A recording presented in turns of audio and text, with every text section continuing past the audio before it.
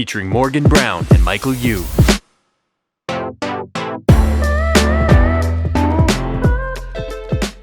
Welcome to the Oakwyn podcast, guys. I'm Morgan Brown. I'm here with Michael Yu and the Podfather. We are. Do you have a nickname? Like, I know Braden's nickname is the Podfather. Do you have a nickname? Momo.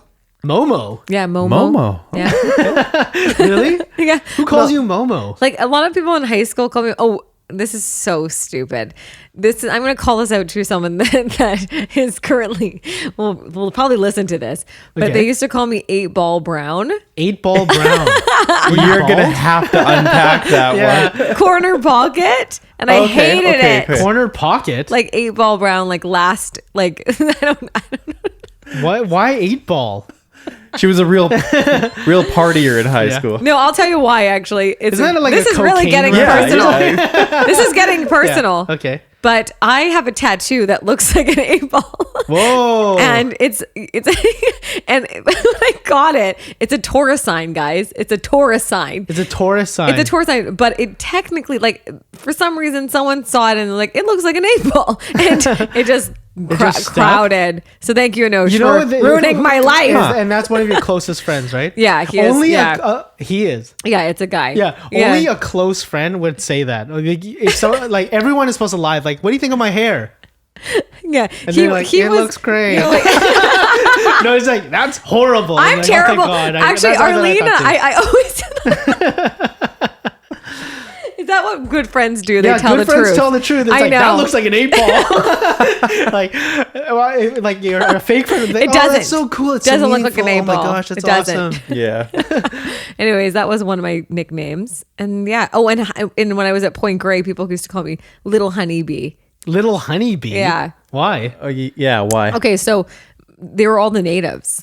The natives used to call me Honeybee. They said, I don't know. They were just. Oh, it's like a term of endearment. Yeah. Ah, okay. I think it's like Little Honeybee. They just thought that I was zimming around everywhere, trying to okay. get everyone. I could see that. You know, Yeah. like get everyone together, and Yeah. I was really like happy, and and so Yeah. they always That's used to kinda call me cute. Little Honeybee. Yeah. Yeah, it was kind of cute. But then now the only nicknames I have are MB. Like a lot of people call me MB. Yeah.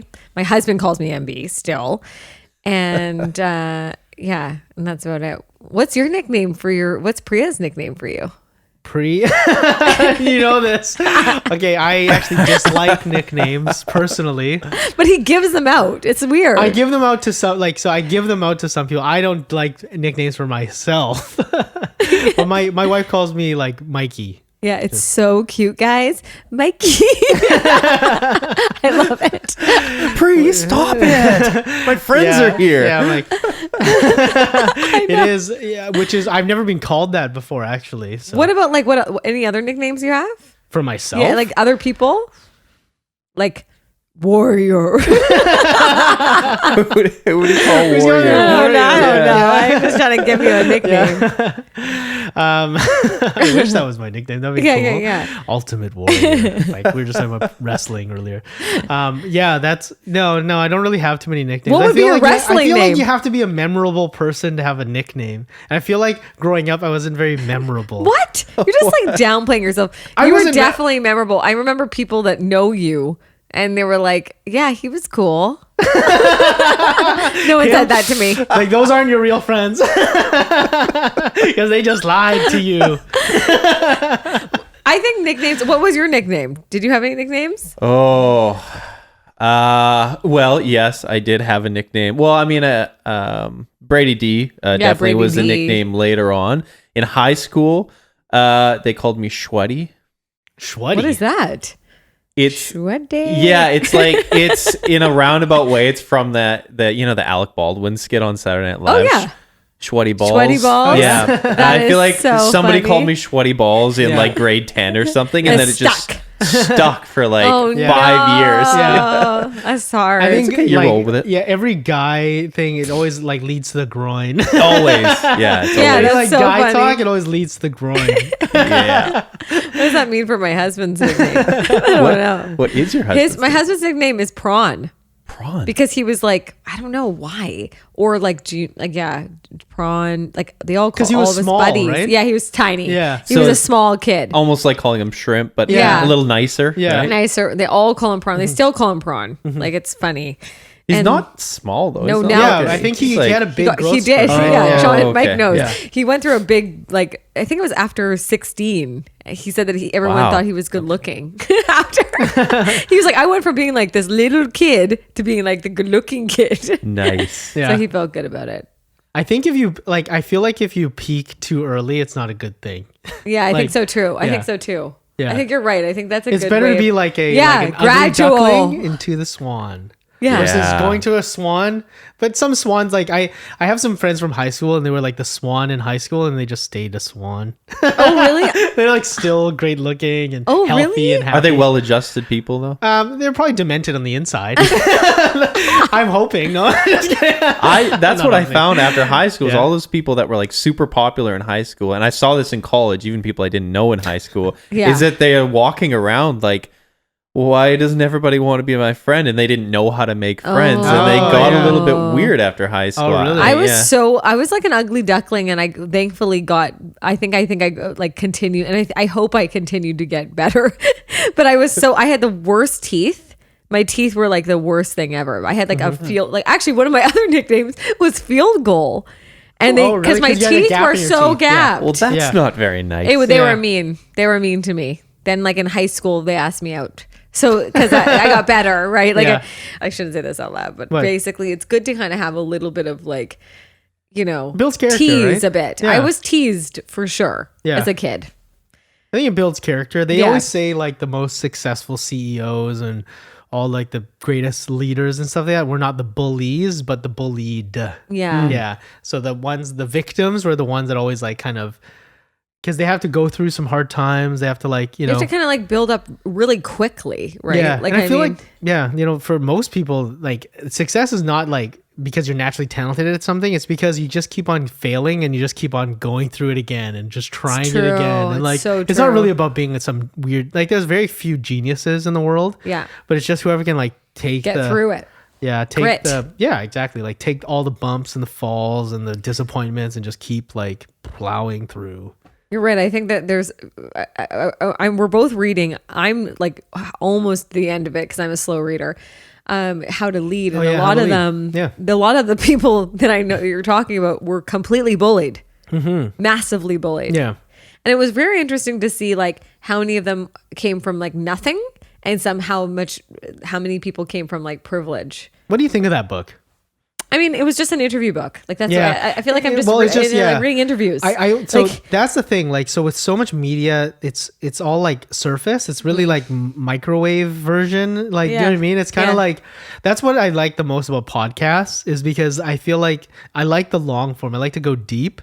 Yeah. And I think a book is meant like a magazine. Like it felt like reading a magazine, reading that really How to was. Lead book. Yeah. So like it felt just like magazine article, like really topical stuff. It wasn't really like, it was surface, and Yeah. he made his own judgment, the author, about and his own opinion about each one of them before it was interviewed. Yeah. So it was kind of like his own mindset. yeah. So What's that? yeah, so sorry, We hear someone coming in, guys. We just hear like it sounds because we have our headphones on and we're in my house. It sounded like the ghost of Christmas Past came, like literally, like yeah. But he's not entering into this room yet. So basically, we'll just continue. So We can get that what part. were we out. no, we don't have to cut it. Yeah, out. no, I mean the bully, format. Yeah. the bully, and the long format. I think that book, How to Lead, is one thing it did really solidify to me. Yeah. Is that everybody that is in kind of these power roles, right? Yeah. Never thought about the day like the next day. They thought 3 to 5 to 10 to 20 years ahead. Yeah. I thought that was so, like, that was what I got. I don't know, what Okay. did you take from it? But that's what I was like, oh, they all have like the exact same tone, that they never thought about like the next day's task. They thought about the overall encompassing long-term Yeah. impact. Right. And I thought that was really like what I took from the book. What did you take from that book? Well, I took, so like if I don't want to say that you should just, if you read the introduction Yeah. of that book, Yeah. that's the best part of the book. Like Yeah, that yeah. introduction, he has that 7 points. 7 points, The 7 points yeah. of an effective leader. That is actually like the best part of that book, in my opinion. He actually should have just wrote it on Matt and then given terms to that. I'm just saying, because I feel like it was just a transcript of his interviews that he had. it literally was. Yeah. So like, and it's a best-selling book, so we shouldn't be like trashing it or anything like that. Who was your favorite interview? Probably Bill Gates. Yeah. Yeah. Like, Mine was Jeff Mark Bezos Branson. was good. Oh, Mark Branson? Yeah. Yeah. Is it Mark Branson? No, it's the Virgin Yeah. guy, right? Richard Branson. Richard Branson. Yeah. Richard Branson is such an original. I just love him. Yeah. Like I actually, all the other ones, like I feel like I've known a lot of the other main leaders Yeah. there, but I never really gave too much time to him. And then I went down to wormhole, and now I'm like, should I go read one of his books, because His books are really good. Really, I've never read one of his books. I'll lend you one. I have them in my First of all, library. I like the guy. In the study. He's In my been married great hall. he's been married for like 50 years Yeah. to the same woman. Right. And Really? Because and- you look at him and you say, that guy's a You think he's like a womanizer. he looks Player. like a playboy. No, Yeah. he's just he just loved music. He was like, worked at a record store and like. And I love, like, there was one little thing that he said that it kind of stuck with me was, the British Islands are like, one of the islands was for sale, and it was like for 500,000, and I offered them 100,000 because I had no money, but then they wanted 120,000, and then I just scraped. I called my family, I called my mom, and I got the extra 20,000, and he bought an island. Wow. And he just says, you can't. Like, and then I went into I went on the internet and figured out like what continued to look down that wormhole. Right. And he just, Would you want to ever buy an island? if that opportunity, he's an opportunist. He saw it and he was like, I'm an opportunist. I'm going to see this. I'm not going to use it right now. There's nothing going on there. It was only 100,000 for him. Mm-hmm. It's now worth it's an how much island. They say that it's worth 32 million. So it was a good investment. I mean, what that showed me was he pushed for what he intuitively Yeah. thought. Jeff Bezos was amazing. Yeah, it's all about grit. Yeah, really, But like intuition. yeah, and so there's a That's lot good of things yeah. about that book. Yeah. There's just key things. I couldn't really that's why it took me a little bit longer, is they were like interviews. And so Yeah. I was like, okay, next interview. I think speaking about leading, Yeah. we want to lead on like what's the best way of prospecting right now. Yes. Yeah, in the new year, but also just right now with what's happening in the world. So up next, what's the best type of prospecting to do right now? Okay, guys, welcome back, everyone, to our 48th podcast. Yeah. And we're excited because we're talking about the new way of prospecting. Yeah. The new way. Like, the new way. Obviously, the world has changed, right? With, the pandemic and everything like that. So we thought it would be a good way of like talking about what are the most effective ways of prospecting now, versus before, right? So What did you used to do? How did you prospect before? So Old school. So yeah, when I first started in real estate 15 years ago, like I remember like borrowing. This is even like before a lot of like internet was there, but it wasn't as like prevalent as it is now. I read so many books on how to get started in real estate. I remember pulling them off the shelves and like blowing dust off of them, like. Where were you, in the library? I was in the library. In his study, of course. Of course. And basically, so I did a lot of traditional methods. So I used to door knock several times a week. I used to go, door knocking, go hunt for expired listings, do a lot of the open house activity. Yes. Specifically, I did a lot of open houses.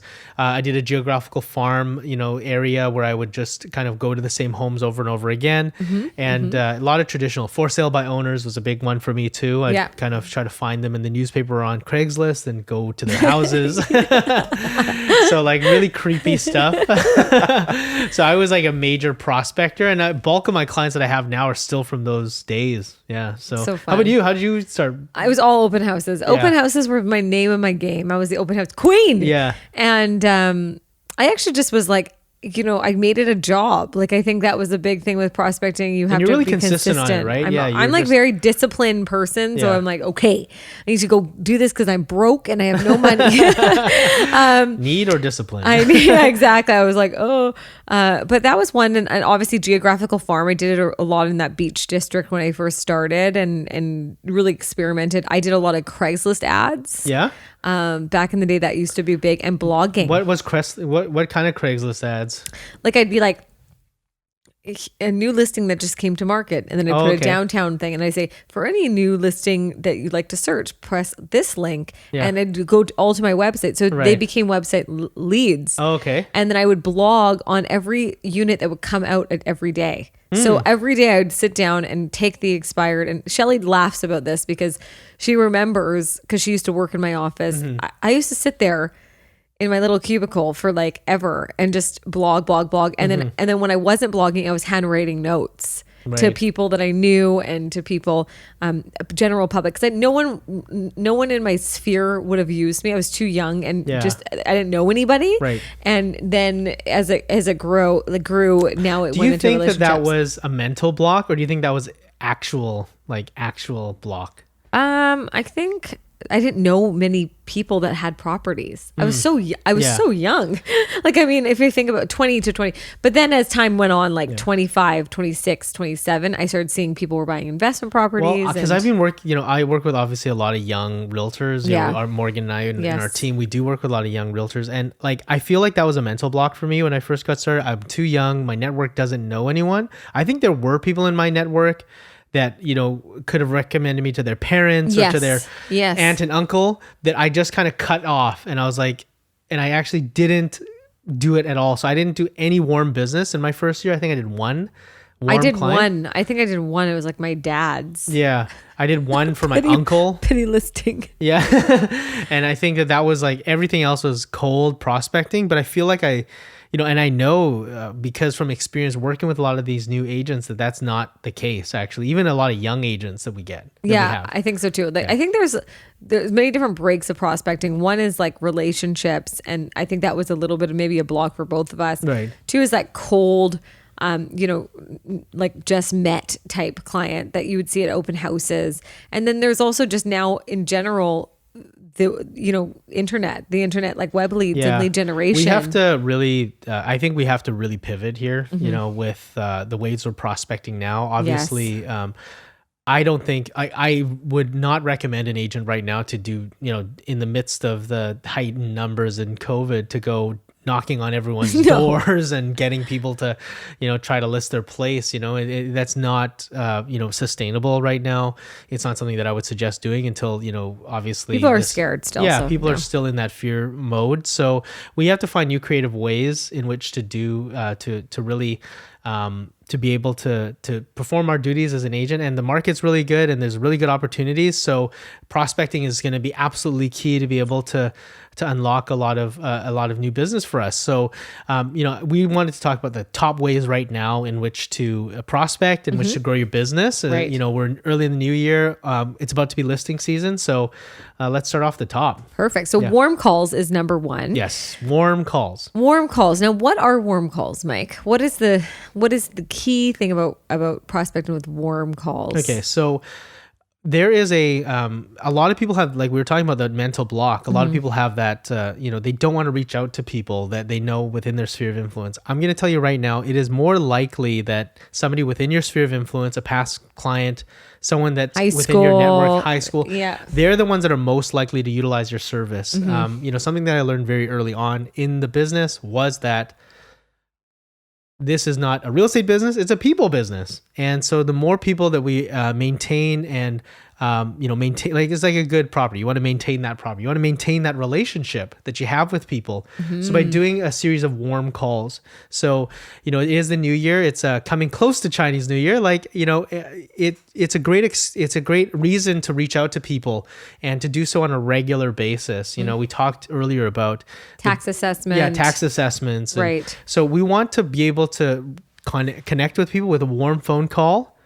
And also be able to do so, to either build a relationship, provide value, provide some form of valuable information or service in order for them to feel like, so, we've talked about this before. When we do these warm calls, it's either to build a relationship, it's either to offer a valuable service, offer valuable information, or to provide a valuable opportunity. Yes. So one of these four methods. So you want to have a series of ways in which you're being able to present this to the people that you care about the most within your sphere of influence. And I think people are, number one, they're taking back. They're a little scared. They're Yeah, like, for I sure. don't want to touch base with them. What if Yeah. they don't like the place they live in anymore? Right. Well, there you go, guys. They don't like it anymore, so sell it. No, but you don't think that even though you haven't spoken to the people for 5 or 7 Yes, that's years, the big thing. Like, I haven't spoken to them in 7 I years. don't think. Why would I care? Hey, Morgan, Why- I haven't spoken to this guy in 7 years. I'm just going to all of a sudden call him? What? Yeah, yes, you are. You're going to call him because guess what? He needs to know you're around. And I think there's different vehicles on how to do that. I think number one is what I've noticed, what I've seen our agents definitely get success from is some connection on actually like Facebook. They actually go on Facebook, take out their chats and say, hey, Yeah. I haven't seen you for so long. Just want to check in. Hope you're doing well. So, and yeah. that helps. We want to, so a couple big things before we jump into the social media, Yes, which is number, yes. spoiler alert is number 2. Two, But, two. but is we want to remove mental blocks. We want to remove like elements where you're gonna be fearful. So one is you want to remove the assumption that people do not want to hear from you. I think we as human beings have this assumption that nobody wants to hear. Like, why would they want to hear from me? Like, it's a bit of No, they don't want to be sold to. That's the problem. They don't want to come off as like the sold agent. Like, hey, I'm here to sell you some real estate. Yeah. But you as a person need to show that you're not a salesperson. You're a professional. You're coming out with great value, great opportunity, and also that you're there for them whenever they need it. It's actually a service as opposed to you trying to be like so salesy. You think that people have a fear of being salesy more Yes. so than I think I agree with you. There's a lot of agents that are like, I don't want to come off too salesy. Yeah, And I it's agree like, with you, but I think that people are more fearful of being rejected. both. Both, yeah, hand in hand. Hand in hand.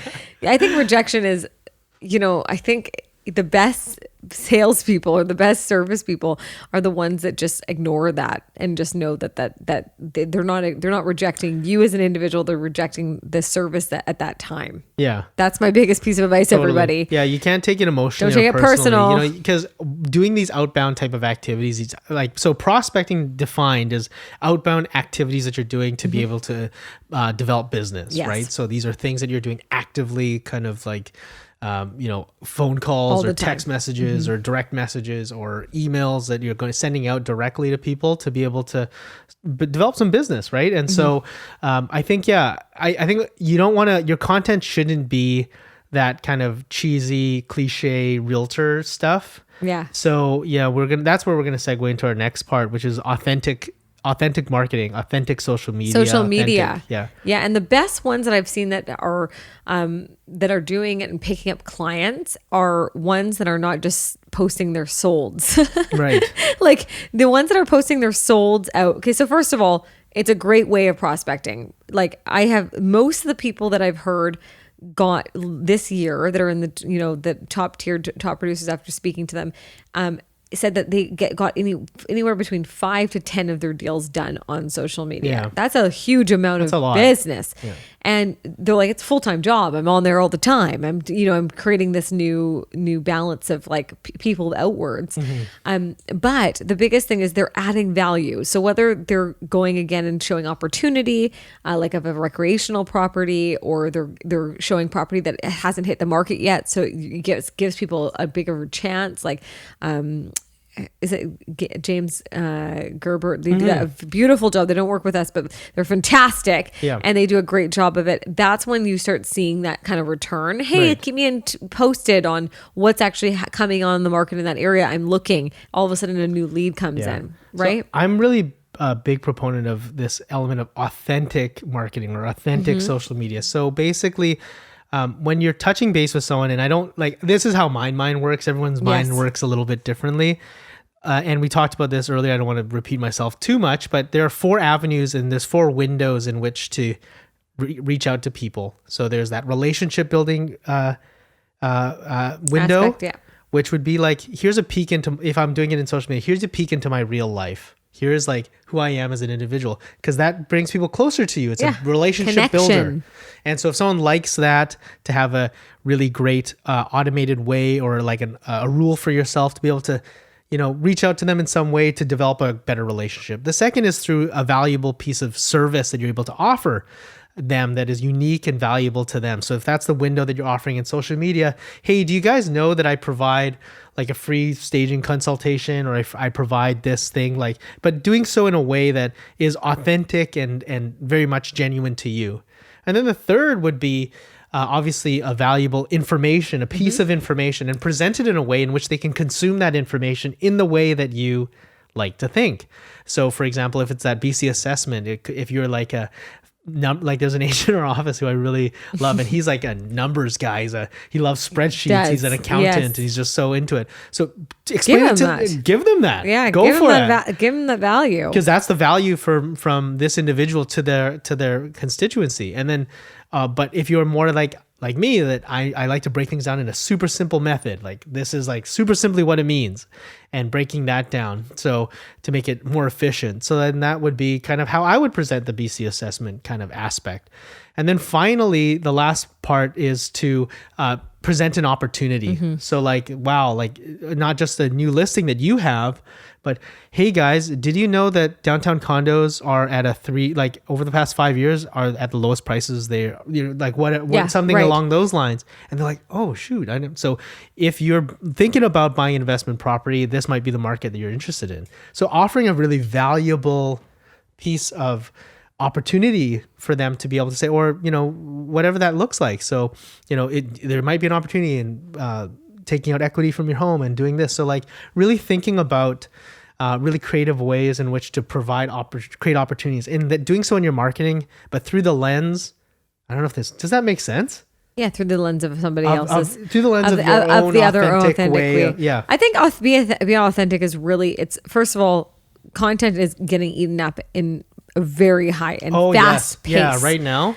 So you're like, so it's got to be something that is eye-catching. And you're right, the authenticness can be, it's almost like people are rushing through it a bit now, like when you're looking at the content that people are coming out with. And that's why like freeform, like TikTok is coming into play, and that's why they're getting so big, is because it's super authentic. It's like you're really in front of it. Raw. Very raw. But when you're talking about creative content, the first person that comes to mind is Adam Graham, and what he has put out. He's one of the agents. He's one of our agents. He's amazing. I just saw him post an Airbnb that him and his wife or his girlfriend just purchased in Whistler. And he said, cap rates are at this and this. Are you interested in, a property up in Whistler? And I think that just created this whole like stemming of, hey, you know what, maybe this is a good time. He's doing it. That's kind of authentic. He's sharing something that's really window into his life and creating an opportunity. Right. So I was like, hey, and I even just as a realtor, I was like, how much is the cap rate? What are you getting? Did you go up there yourself? And asking him all these questions. So you have to be really authentic with it, but also create some great information for people. Opportunity. I think opportunity is the word that you have to give on social media. Opportunity. So is that it's like you have to create opportunity for people. It's basically especially Instagram is like it's like a selling platform. Oh, okay. And TikTok is more like now a little bit more long format. That's why everyone's kind of going on it, and that's why a lot of people like it. It's almost like watching YouTube in a faster form. Right. So I think overall social media, if you can do it that way, Facebook in general is a great way of connecting and having, doing warm calls, but just doing it through Messenger, and that creates I feel like, so you want to, once you kind of build your content program, I think having some really like good rules with that content program for yourself. Like for example, there's an agent in our office who does really, really well on social media, and every like they get, they actually send a direct message to the person that liked their message. Yeah. Say, hey, I really appreciate it. We haven't connected in a while. Like, let me know if you want to so-and-so do a Zoom or connect in some ways. And, and that really, you it's funny. I know some of my best clients, we just sparked a conversation from some other topic, and we gained, built a relationship, and then they're now one of my best clients. But the conversation can start anywhere, and because it's a people business, we really want to focus on those things. And the last prospecting key is a referral campaign. Yes, that is hands down right now, guys, I think majority of 90% of the agents last year did it through word of mouth and referral. And it was because everyone had a chance to connect with their people, connect with the people that they know so well, and it enabled them to just really ask them key questions and keep them top of mind to all the people. So I don't want to pat ourselves on the back too much, but I'm gonna do that. Whoa. Yeah.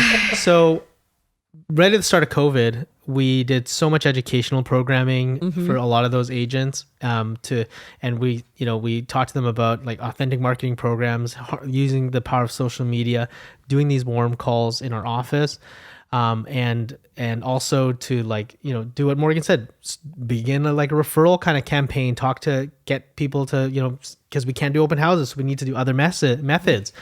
And so many of our agents embraced that, and I got so many calls and people, like, as I was doing kind of reviews with a lot of the agents for their years, they were saying, those were so, like, I did these, like, I met this person through this person because I called this person in March during the peak of COVID. I wasn't just sitting on my hands crying about like where my next sale was going to come from. I was actually touching base with people. And so when we source a business, I was like, a lot of this stuff was happening when you were trapped at home with your referral campaign. And, I don't want to be too much, but, our headquarters office is the number one office in the Real Estate Board of Greater Vancouver. Our downtown office is the place number 5 in the entire Real Estate Board of Greater Vancouver. Number one in downtown. So like, and a lot of it I felt was kind of sourced through these like referral campaigns and warm calls. And because we really, like, there was that encouragement within our community to kind of, and so we wanted to talk about that because, doing all this review with these agents and doing business plans, we've been doing so for the last month with a lot of agents, just to do the year-end wrap. And wow, like what a year people have had. Yeah. Bravo, everybody. You guys all worked your asses off. And so we know we got to continue this. You got to continue this referral campaign. And, and everyone has a different way of doing it. Even just myself and our resale business, we looked at our numbers. 90% was completely referrals. Wow. Like 90%. The rest were family, like kind of like, they're almost like referrals, but they're family and a couple cold leads. But 90%. And it was because we asked for the business. We were top of mind on a regular basis, and we were constantly giving back to our people. And that's really the true breath of referrals. Yeah. And so like that's going to be, for the most part, our most effective forms of prospecting that we can kind of, because, building new relationship is going to be really, is still important, but it's more of an 80-20 thing now. So it's something you want to focus maybe a smaller proportion of your efforts on. So I, like, for example, in our business plan, just because of COVID, we are still doing we're doing like flyers, a flyer program for neighborhoods in which we've identified as being of good turnover, and also of areas of interest for our clients that are buying properties and stuff like that. So really, like, but it's a more of a passive program. How many are you sending out to that a month? So I am a big proponent of investing a certain dollar figure.